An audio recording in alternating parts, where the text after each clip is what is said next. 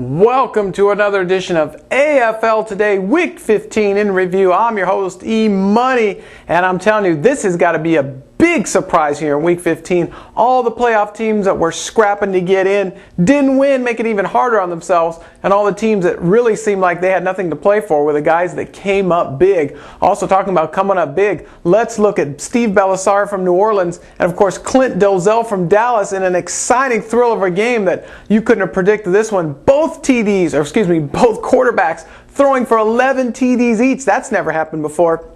And Dallas wins that one in a thriller, and we'll get to that. Also in Chicago, welcome back Bobby Scipio, and what a difference he make. Also, Otto Molden returns. I don't know why they released him in the first place, but he's back with the club, back home, and feeling good.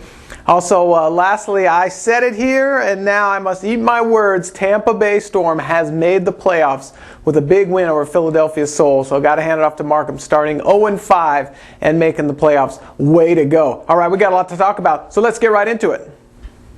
All right, folks, let's get to the games and break them down. We got playoff picture after this, so we're going to make it fast and furious. Game number one on the docket, Kansas City takes a trip to Columbus and comes up on top 47-34. Here's a disappointing team in Columbus. Now I know why Coach K has all this gray hair. These guys should be at least 10-4 by now, but they're 6-8 and not doing themselves any favors with losing at home to Kansas City. Kansas City on the other side, another big surprise, as these guys could be challenging the Rush for a bye week and in first place in their division, so got to hand it to KC. Look out for these guys. All right, next game on the docket. Orlando takes a trip to New York, and here's another Orlando team that's in the playoffs. They can't get to Dallas or Georgia, so really have nothing to play for, and they dominate New York, who has everything to play for. These guys are 5-9, need to win out just to have a chance to get in there, and they can't pull it off at home. I think they're still exercising the demons from that massacre on Monday night, so not sure what's going on with AG and crew. All right, next game on the docket. Philadelphia takes a trip to Tampa Bay and gets gunned down 59-69. Here it is, my official apology, Coach Markham. You are the man. You were 0-5. I wrote you off, and here you are back in the playoffs. Congratulations. Key to that victory was a missed field goal by Tampa Bay, recovered by Tampa Bay for a touchdown, and that was a nail in the coffin for Philly. Philly now really needs to find their soul. They need desperately to win one of the next two games to squeak in the playoffs and maybe make some noise, so we'll see what's going on. All right, next game on the docket. Grand Rapids 32, Chicago Rush 55. Grand Rapids, a carbon copy of last year, and I'm not sure the ownership is going to give Sparky another chance because he didn't do it this year. Chicago on the other side, welcome back Bobby Scipio and what a difference he makes. And of course also welcome back Otto Molden. Took a trip roundabout in Las Vegas for a little while and they let him go. And Chicago scooped him back up again. Not sure why they let him go in the first place, but we'll leave that for another time. All right, next game, Georgia. Here's another team, really nothing to play for except home field advantage. 81, Austin 64. These guys put on a clinic, and they're not slowing down regardless of what's going on. I think they're going to take their time off during the bye week, so got to hand it to Georgia. 81, Austin 64. And again, all I can say on that game is wow. All right, next game on the docket here. This is probably game of the week other than Monday night here. New Orleans takes a trip to Dallas and makes it a game, 79-80. Here we go. This is a classic AFL shootout. Dolezel and Belisari both throw 11 touchdowns in the same game. That's a new record. And it comes down to the last play of the game. Belisari throws up, again, they score, go for the 2-point for the win, which I love. And Dallas gets the sack to win the game. Oh, how befitting. Dallas wins it with defense, of course, again. And again, these guys have a lot of questions to be answered. They're going to be letting a team like New Orleans do that to them come the playoffs. But they still got a few weeks to sort things out. But congratulations, New Orleans. No quit in that team.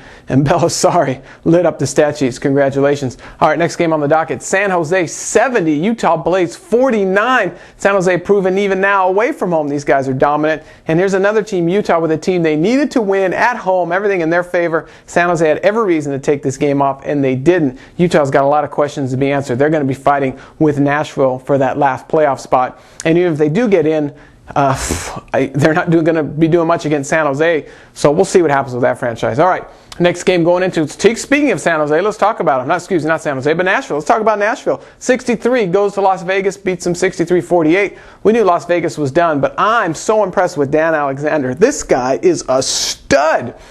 I mean, you got to realize 80% of the time that they're in the red zone, they score, and it's because of Dan Alexander. This guy's amazing. If Nashville had the rest of the pieces, these guys would be unstoppable. Look for some of these teams that have all the pieces to try to make some salary cap room and grab this guy. Because again, if you can do 80% in the red zone, imagine if you're Los Angeles or some of these other teams that struggle in the red zone, they pick that guy up. Whew, look out. So Dan Alexander, my pick for Iron Man of the Year. We'll talk about that later.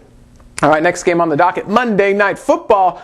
LA Avengers take a trip to Arizona, and when you first saw this on the schedule, you thought, oh, that's going to be a playoff preview, this and this, da-da-da. Well, Arizona mailed it in this year early, but nonetheless, they came out to fight. New quarterback Chris Sanders replacing the injured Cedric Bonner, and no quit in his part. Some of his teammates quit on him, but he sure didn't. Put on a great show. 3 TDs on the ground, 4 TDs in the air, and I think LA was just surprised Arizona had some fight in them. And they had to retaliate and come back in the fourth quarter with some great defense by Silas Demery and company to pull out this win. And this was a huge character win for the Avengers. This is what I like to see as an Avengers fan. If these guys can, again, keep that memory together as they move to the playoffs, which I'm sure they're going to make. We'll talk about that in a second.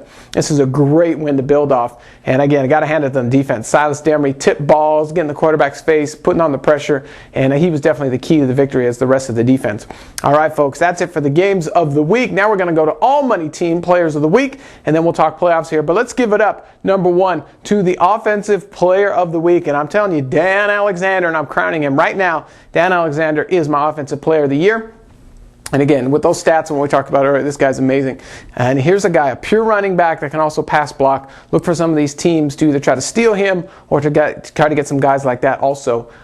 Maybe from NFL Europe or some other places. All right, let's talk about Defensive Player of the Week, Silas Demery, baby. And here's a smart guy, and this is what I liked about him. Even though he couldn't get the sack, he would read to see if it was a screen pass or anything, get his paws up in the air, knock the ball down, create some tips, and create an interception for a touchdown. You got to love it when the big guy scores.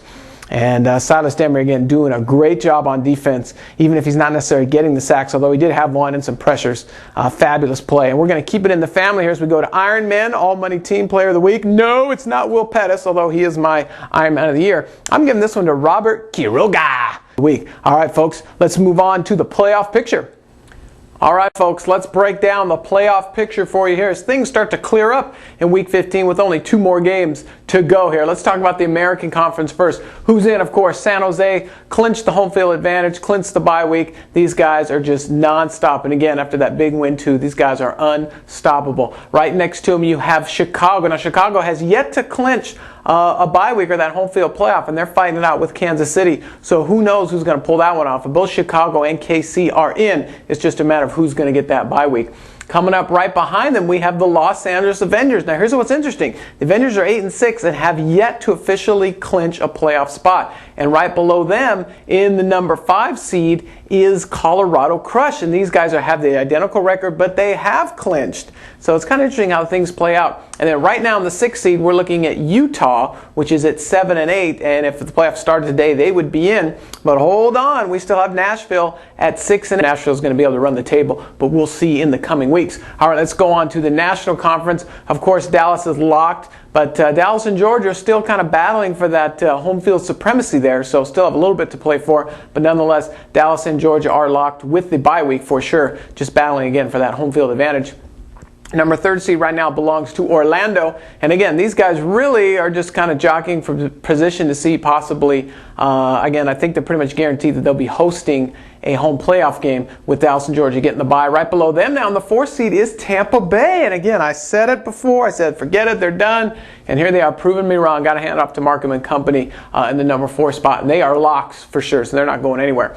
Now, as far as the number 5 and 6 seed, Columbus and Philly are still battling it out. Both these squads are 6-8, so it's going to be interesting, a big dogfight to see who gets in, because the wild card here is New York in the 7th spot. They're at 5-9, so New York obviously needs to win out, and Columbus or Philly, whoever falls, is going to be victimized to New York sneaking in. But again, if the playoffs started now, it would be Columbus and Philly in. Columbus has the 5 seed right now. Philly has the 6. So if anybody's a must-win situation, Philly needs to find their soul right now. And I'm going on record saying that I think Philly is going to be the Chicago of last year. They're going to squeak in the playoffs, and I think that's where they, again, needed to be, and they're going to play off last year's success, and I think they're going to be dangerous come late in the playoffs. All right, folks, that's it for Week 15, the playoff scenario. Let's see what next week has in store for us and see what teams do what. For now, I'm Evan Money. God bless, everybody.